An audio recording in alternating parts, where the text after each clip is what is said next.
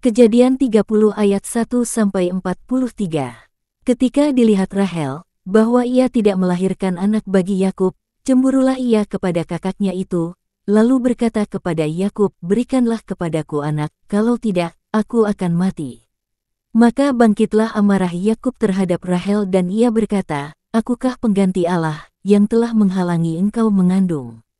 Kata Rahel, "Ini Bilha, budakku perempuan, hampirilah dia, supaya ia melahirkan anak di pangkuanku, dan supaya oleh dia aku pun mempunyai keturunan."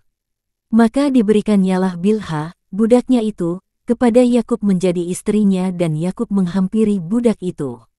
Bilha mengandung, lalu melahirkan seorang anak laki-laki bagi Yakub.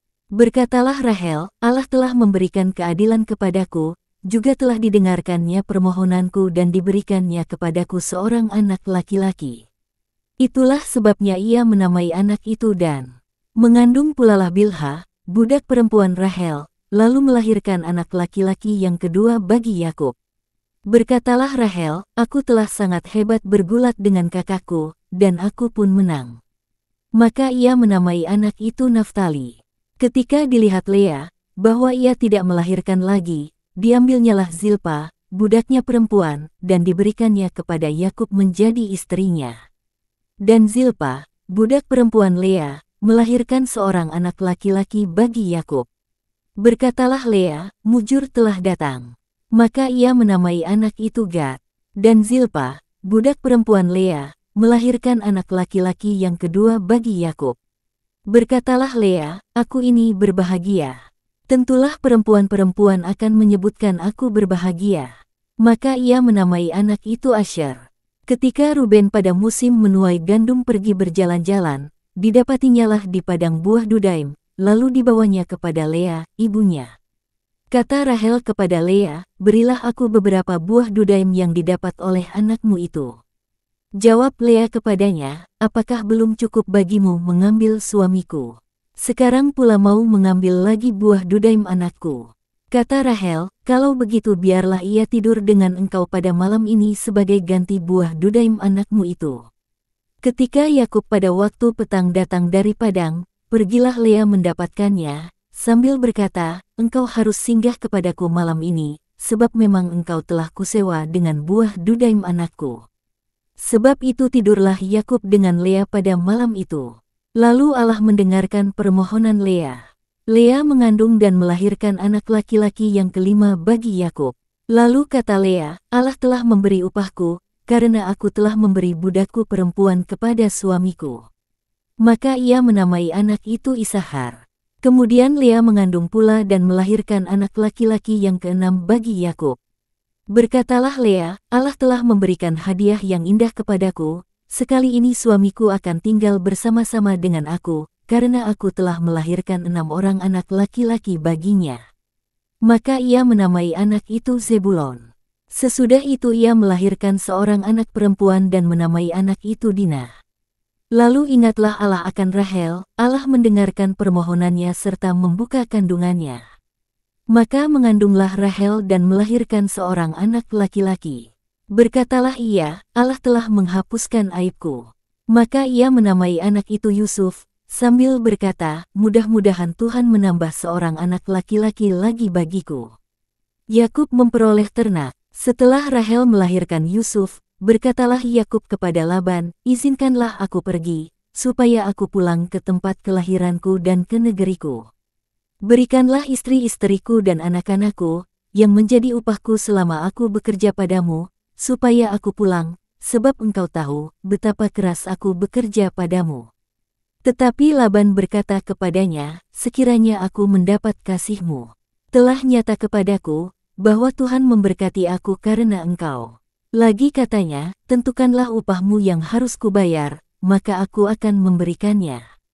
Sahut Yakub kepadanya, "Engkau sendiri tahu, bagaimana aku bekerja padamu, dan bagaimana keadaan ternakmu dalam penjagaanku. Sebab harta milikmu tidak begitu banyak sebelum aku datang, tetapi sekarang telah berkembang dengan sangat, dan Tuhan telah memberkati engkau sejak aku berada di sini, jadi, bilakah dapat aku bekerja untuk rumah tanggaku sendiri?" Kata Laban, "Apakah yang harus kuberikan kepadamu?" Jawab Yakub, tidak usah kau berikan apa-apa kepadaku, aku mau lagi menggembalakan kambing dombamu dan menjaganya, asal engkau mengizinkan hal ini kepadaku. Hari ini aku akan lewat dari tengah-tengah segala kambing dombamu dan akan mengasingkan dari situ setiap binatang yang berbintik-bintik dan berbelang-belang, segala domba yang hitam dan segala kambing yang berbelang-belang dan berbintik-bintik, itulah upahku. Dan kejujuranku akan terbukti di kemudian hari, apabila engkau datang memeriksa upahku, segala yang tidak berbintik-bintik atau berbelang-belang di antara kambing-kambing dan yang tidak hitam di antara domba-domba, anggaplah itu tercuri olehku. Kemudian kata Laban, baik, jadilah seperti perkataanmu itu. Lalu diasingkannyalah pada hari itu kambing-kambing jantan yang bercoreng-coreng dan berbelang-belang dan segala kambing yang berbintik-bintik dan berbelang-belang, segala yang ada warna putih pada badannya, serta segala yang hitam di antara domba-domba, dan diserahkannyalah semuanya itu kepada anak-anaknya untuk dijaga. Kemudian Laban menentukan jarak 3 hari perjalanan jauhnya antara dia dan Yakub, maka tetaplah Yakub menggembalakan kambing domba yang tinggal itu. Lalu Yakub mengambil dahan hijau dari pohon hawar, pohon badam dan pohon berangan, dikupasnyalah dahan-dahan itu sehingga berbelang-belang, sampai yang putihnya kelihatan. Ia meletakkan dahan-dahan yang dikupasnya itu dalam palungan, dalam tempat minum, kemana kambing domba itu datang minum, sehingga tepat di depan kambing domba itu. Adapun kambing domba itu suka berkelamin pada waktu datang minum. Jika kambing domba itu berkelamin dekat dahan-dahan itu, maka anaknya bercoreng-coreng, berbintik-bintik dan berbelang-belang. Kemudian Yakub memisahkan domba-domba itu, dihadapkannya kepala-kepala kambing domba itu kepada yang bercoreng-coreng dan kepada segala yang hitam di antara kambing domba Laban. Demikianlah ia beroleh kumpulan-kumpulan hewan baginya sendiri, dan tidak ditempatkannya pada kambing domba Laban. Dan setiap kali, apabila berkelamin kambing domba yang kuat, maka Yakub meletakkan dahan-dahan itu ke dalam palungan di depan mata kambing domba itu, supaya berkelamin dekat dahan-dahan itu. Tetapi apabila datang kambing domba yang lemah, ia tidak meletakkan dahan-dahan itu ke dalamnya. Jadi hewan yang lemah untuk Laban dan yang kuat untuk Yakub. Maka sangatlah bertambah-tambah harta Yakub, dan ia mempunyai banyak kambing domba, budak perempuan dan laki-laki, unta dan keledai.